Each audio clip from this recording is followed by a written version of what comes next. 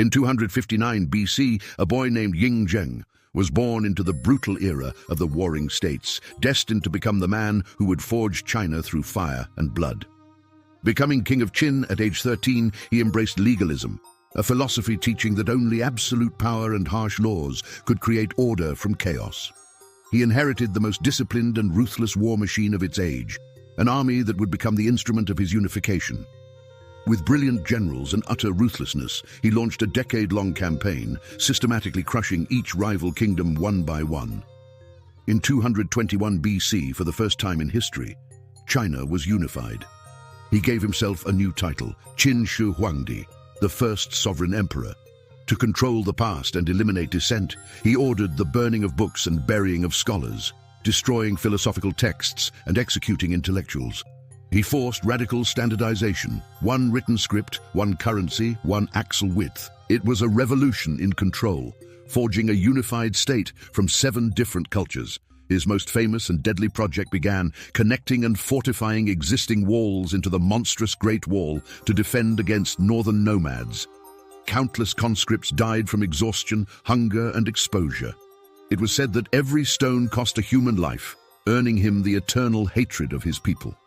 He constructed the colossal Ipang Palace, a symbol of his wealth and megalomania, designed to showcase his supreme and divine power. As his power grew, so did his paranoia. He survived multiple assassination attempts, becoming a reclusive prisoner in his own gilded palace. Terrified of death, he obsessively sought immortality, funding expeditions for a mythical elixir and consuming potions made from mercury and jade. As a backup for eternity, he ordered the construction of a city-sized underground tomb, a microcosm of his empire for the afterlife. To guard him in death, he commissioned an eternal army, the Terracotta warriors, each with a unique face, standing ready for eternal battle. His reign was a paradox of terrifying brutality and monumental achievement, creating the very concept of a unified Chinese state. His paranoia knew no bounds. He moved between palaces through secret corridors and tunnels, his very location a state secret. In 210 BC, during his final tour of the empire, he was still desperately searching for the island of the immortals, convinced he could cheat death. Qin Shi Huang died on the road. His ministers, terrified of the impending chaos, kept his death a secret, disguising the smell with a cart of rotting fish. They forged an imperial decree, ordering the suicide of the rightful heir and placing a weak younger son on the throne to maintain their own power. His body was returned to his greatest project, the still unfinished tomb, the ultimate monument to his ego and his fear. Ancient texts describe the tomb as a palatial universe with pearl-starred ceilings, flowing mercury rivers, and deadly booby traps to kill any intruders. To protect its secrets, the inner tomb's workers and architects were sealed inside alive, taking the emperor's final designs to their graves. Just 4 years after his death, the oppressed masses rose in revolt. The Qin dynasty, built entirely on terror, collapsed in a storm of fire and rebellion. For centuries, historians of the subsequent Han dynasty vilified him as the ultimate tyrant, who unified the land through blood and fire. The bones of his workers tell a silent story of immense physical strain and early death, the human cost of his megalomania. Ironically, the mercury elixirs he drank for immortality likely caused his physical and mental decline, inducing madness and organ failure. For over 2,000 years, his tomb slept. Until 1974, when farmers digging a well unearthed a clay head, revealing the emperor's eternal army to the modern world. The discovery of the Terracotta Army was the archaeological find of the century, confirming the ancient legends of the first emperor's grandeur and madness. Modern scientific surveys confirm extraordinarily high mercury concentrations within the tomb mound, suggesting the ancient descriptions of mercury rivers were true. The Great Wall, built on countless skeletons, became a permanent symbol of Chinese resilience and architectural genius, forever tied to its cruel creator. His most enduring legacy is invisible. The standardized Chinese script he imposed became the glue that held the civilization together for millennia. His rule was the ultimate application of legalism, a philosophy advocating absolute state power through strict laws and ruthless punishments. Qin Shi Huang forces us to ask one of history's most difficult questions. Can monumental achievements that define a civilization ever justify unimaginable human suffering? His clay army still stands in vigilant silence, guarding not just a tomb, but the complex and terrifying legacy of the tyrant who forged a nation.